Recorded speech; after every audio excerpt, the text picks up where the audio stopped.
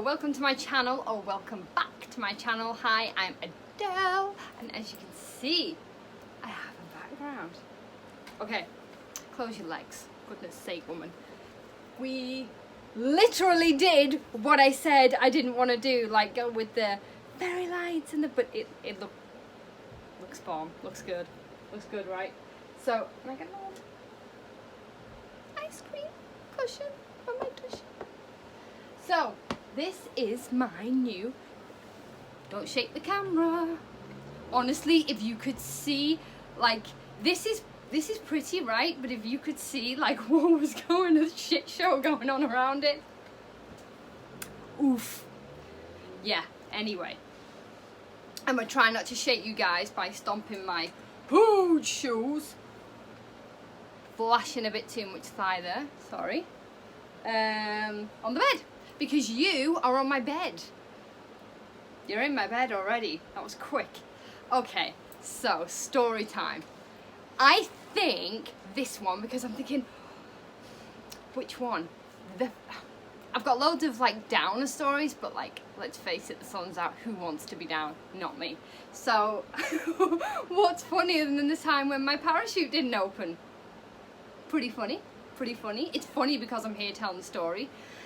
And to anyone that skydives out there that's watching this, and there probably are, through, you know, my networking, my contacts, eventually they're going to get onto this video and be like, oh, she's such a waffle. Oh my God, she's such an A license. Yeah, I'm A license. I don't give a shit. My parachute still didn't open. That shit's scary. I went for those handles. Okay.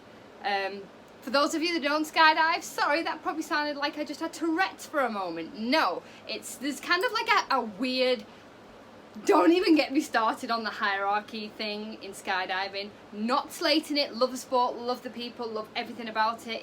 It's bomb. But like everything, there is kind of like a hierarchy situation going on with what license you are, and yeah, but you know, it's whatever. And there's always going to be someone out there that's an absolute Tommy Two Shits. So am I. No, but anyway, today's story time is going to be genuinely when my parachute did not open. Okay, so it's going to sound more dramatic for those of you that have never skydived, don't skydive, so I'm going to try and break it down and not speak in skydive terms to, okay, stop rambling and get onto it. I'm trying to drag it out though, because I don't want like the video to be like that long, so just being honest. Just being honest. No, okay, stop already and talk. You do like it though, right? I like it. I think it's cute. This is just our little, this is like, oh, I could call it like in bed with me, because you are in bed with me. In bed with me story times. I don't know why I'm doing this. In bed with me story times. Okay. Right, so yep, no clickbait. The time when my parachute didn't open. Obviously I survived because I'm here. Am I sane? Did I sustain injuries? Debatable. No, okay, no, actually, okay. So, it was a normal day at the DZ, meaning drop zone, where we skydive. So I went for my usual weekend jumps. At the time, I was actually still a student, so yeah, it's scarier still because I'm still learning, right? I know what to do. We're taught what to do in these situations. We have a reserve. Those reserve drills of pulling your handle, because if you don't know, we do have an extra parachute in the back, and it's a case of pulling one handle to cut away, pulling the second handle, which pulls your reserve. I'm going to leave it as simple as that, because if I go into it any further, for those of you who don't skydive, you're not going to understand what I'm talking about. So, the thing is, when they teach us our drills, and this isn't anyone's fault, I'm not shading, I'm not throwing blame, this was just something I didn't think of. As a student, when they teach us our reserve drills, which is when you pull your reserve parachute because there is something wrong with your main one that's either come out wrong, there's a hole in it, it's twisted up really bad, there's a lot of situations that could happen. Then you chop it by pulling this one handle, and that just severs that and it disappears. And so you go, that's not good, chop. It's like that, that's how you do it. You go, not happy with that, chop, pop, and then your reserve comes out. And this didn't happen like that. This didn't happen like that. And I had been told, of course I've been told about all the different malfunctions that we can have as skydivers, things that can go wrong, and I don't know, you go through your drills in such a manner. For those of you that don't know, we go through the drills in such a manner that it just does, it's second nature. And that is the whole point. It needs to be second nature to you. So you go through your drill, pulling your reserve handles should be like bum, bum, bum, bum, right? And you make a decision and you make it quick. You haven't got any time to be faffing around with, oh, but is that a hole though? You've got to make your decision and you've got to stick with it, and you're falling out of a plane. But you're falling out of the sky, actually. You've already done the plane bit. So I did. I'm a student, but I'm like, okay, because every time you jump when you're a student, and you should do it anyway, even when you're qualified, just saying, I did, I still do. You should always run through your malfunction drills in case something happens. Just touch your handles, know where they are at all times. Just run through, just so it's ingrained. And my instructors were amazing, and it was ingrained in me as a student. And that's the best way, okay? But what I hadn't thought of, so we look at these flashcards when we're training, like not flashcards, like pictures, okay? And they get them out and they're like, okay, what malfunction is this? Look up, and you make a decision, quick. Is it fixable? Yes or no? Are you going to chop it? Are you going to pull your reserve? Okay. And yes, we had been told about this, but you're so used to just making these quick decisions, looking up and going, it's good, it's bad. What about when it just doesn't come out at all? Think about that for a minute. What about when you go in, everything's gone really well, you've had a great jump, you look at your altimeter, see what height you're at, you go in for the pull, and nothing happens.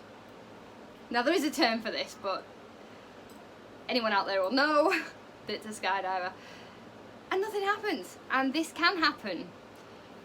But every time I had run through this scenario in my head of a malfunction, of like having to chop and pull my reserve, I'd kind of done it. Oh, look up. The parachute's not right. I'm going to chop it. Bam, bam with my handles. Okay, it's not quite like that, so no at me, okay? I know the real terms, but we've got woofos here. The viewers are woofos, most of them. So that's an endearing term for non-skydivers, for those of you that don't know. So, yeah, this happened to me. So I do a fantastic jump. I jump out the plane, everything's going super well, I'm on my own, jumping alone, not got any colleagues jumping with me or anything like that.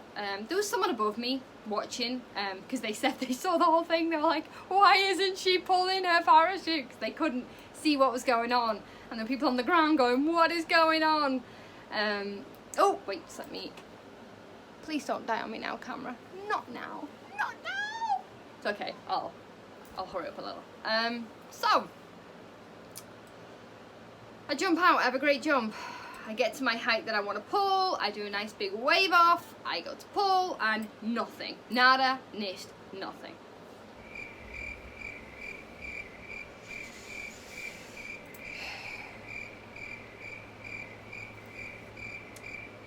My heart literally stopped right there. And I had like seconds to decide what the F I was going to do about it. So we're taught going for a second attempt. Going for a second attempt. If you've got the height, mind you, don't be stupid alone trying to pull that thing. So I go in for a second reach. Nothing.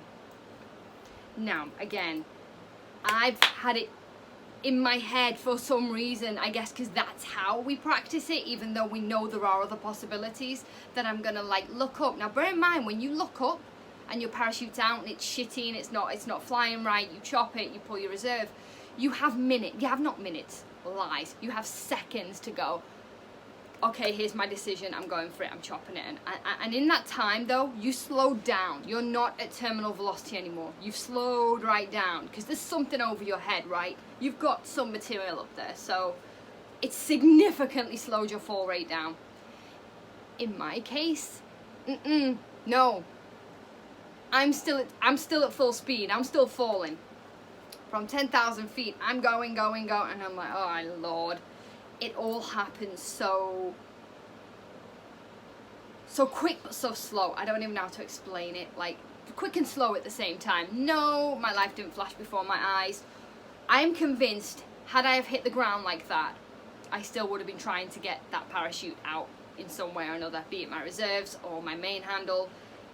You're so focused on getting it out, you're not, I mean, you're aware you're plummeting to the ground, but you're not, you've got to get it out. You've got to try and get it out, because if you don't, you're dead. Simple as that. Oh, lies. No, wait, lies. That's a complete lie. Let me just correct myself there before I get anyone coming at me again.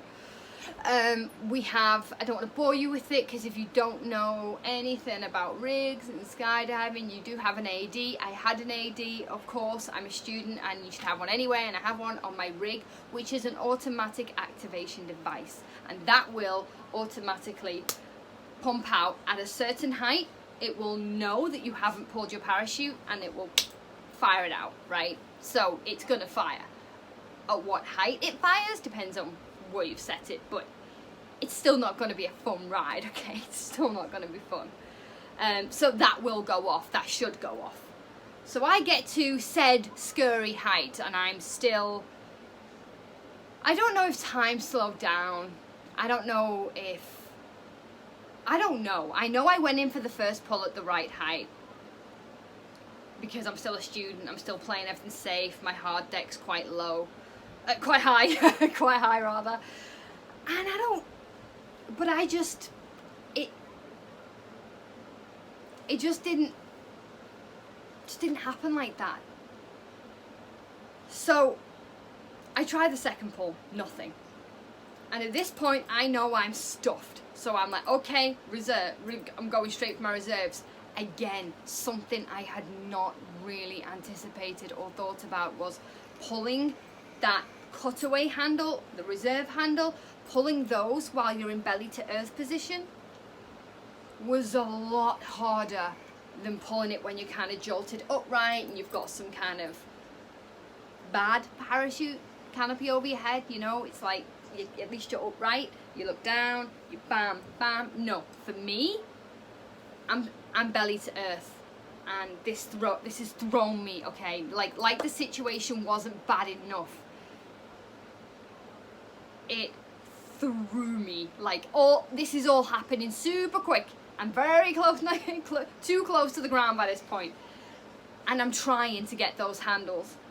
And of course, what happens is when you alter your body position in the sky, and obviously go in from this position, it's all about flying your body. And when you alter that position, an arm, a leg, you can spin, you can tumble, you can go, unless you're a very experienced skydiver, and even then you're going to spin and tumble and da-da-da. So I'm a student, right? I keep my body position, and I'm like, okay, so I need to now go for my handles. So I'm now in this position, but belly to earth. So I start to tumble, and I am scrabbling around for my handles, and I'm spinning, and I can't look at what height I'm at. I just see ground, sky, ground, sky, ground, sky. That's a mean. Ground, sky, ground, sky. Anyway, so tumbling. Not dramatizing this, that is what happened. My poor colleague and one of my friends was above me and was like, and he's under his canopy by this point. He's an instructors. He was one of my instructors, and he's thinking, she's done for. Why hasn't she opened her canopy? You know, there's nothing he can do. There's absolutely nothing he can do for me, and the poor people on the ground. And before the AD had a chance to fire, I, by the grace of God, caught this handle. Now, when you catch one, it, you know, I won't go into it. You need to pull both, but even if you pull this one, that's you cut away, then your reserve should come out because you have an RSL. Different long explanation. I pulled the handle. And I mean 2 hands. I decide I need 2 hands. I can't. I'm spinning at this point. Still spinning, still plummeting. I'm thinking I need to get 2 hands on one handle to try and get this fucking handle pulled. And I did. And the moment I saw that reserve come out of the...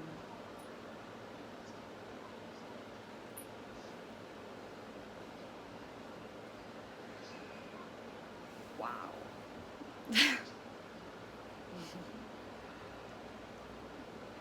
And I know you're probably thinking at this point, why the F do you do it then?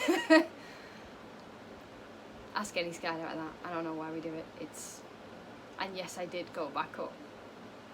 So it came out. It was perfect. Wasn't quite steering right. The toggles are knotted. Doesn't matter. I had enough material over my head. And I'd never jumped this rig before. This was a different parachute. Not blaming the parachute. I'm small. Could have been like there's lots of things it could have been, okay? But we're not going to go into that. The point is, it was one of those things. It was not my fault. It was not the parachute. It was just one of those things. My instructors had drilled into me what to do, even in the panic of, oh shit, I didn't expect this scenario though. I still, in enough time, got that reserve out, and I learned a lot of lessons that day. A lot of lessons. You can never be too prepared for anything. And even when you think you are, you're really not. I landed. My colleagues all came racing up. Colleagues, my instructors all came racing up to the PLA, the parachute landing area where we land. I landed fine. I literally just walked it out like, yeah, good landing. Why wouldn't I? Because, you know, it was a little bit of a trip at the end, perhaps. And I stood up and I just burst into tears. They were coming towards me and they're all, like, most of them are guys, right? There's a few girls, most of them were guys, like, what happened? I'm just like, I tried to burn them. And yeah, I'm like an ugly cry, and I'm like, I didn't want to do. And everything just went, everything in me. I was so bizarrely calm in my body whilst it was all happening. In my head, I'm frantic, but I'm focused, if that makes any sense. Obviously, because I'm still here. But when I got on the ground, shit fell apart. I fell apart. I lost my shit. I fell apart. I was not injured. I was fine. I walked away from it, but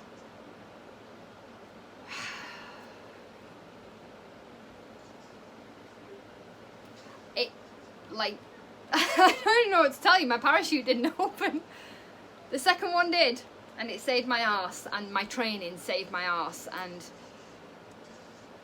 just don't ever get complacent with anything, you know. I don't want to turn this into a really sad video. You know, in hindsight, it is not a funny story to tell. It's exciting stories to tell. It's a story to tell. I live to tell the tale, and here I am. And so many other skydivers out there go through this, like, not on the daily, but it's like, it happens. It does happen. That's why we have a reserve. That's why we have an RS. That's why we have these things in place, right? Why do I go back up? Why did I go back up? I'm actually on a layoff at the minute for personal reasons. It's nothing major, but it sucks because I can't jump at the moment, which gives me a chance to get my YouTube going.